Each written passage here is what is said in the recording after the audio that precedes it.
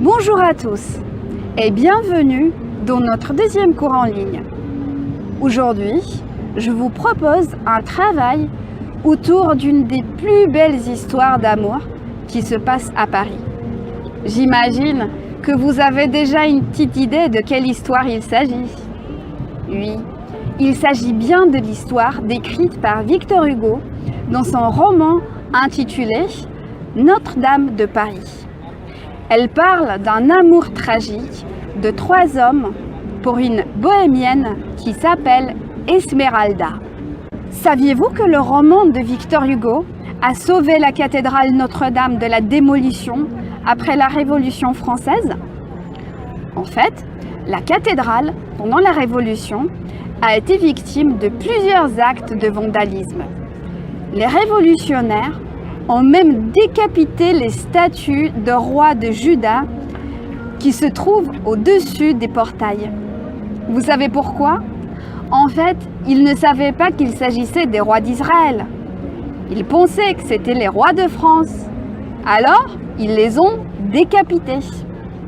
Après la Révolution de 1789, la Commune de Paris voulait démolir la cathédrale qui était très endommagée par les révolutionnaires et récupérer les pierres pour construire les ponts de Paris.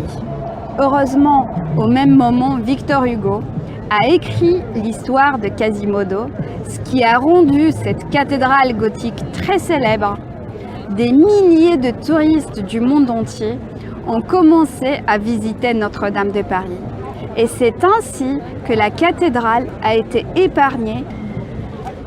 Sur la plateforme numérique, j'ai préparé pour vous quelques activités autour de l'histoire de Notre-Dame de Paris.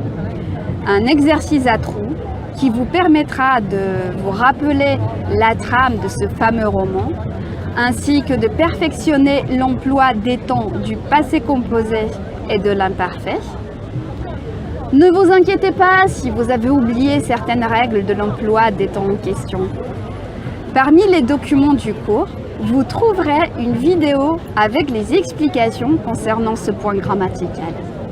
Vous aurez aussi à effectuer une activité culturelle autour de la chanson Belle qui vient de la comédie musicale Notre-Dame de Paris. Et pour finir, je vous propose un travail autour du dernier chapitre de l'œuvre de Victor Hugo intitulé Mariage de Quasimodo, qui à mon avis est le plus beau passage du roman. Bon travail et à bientôt!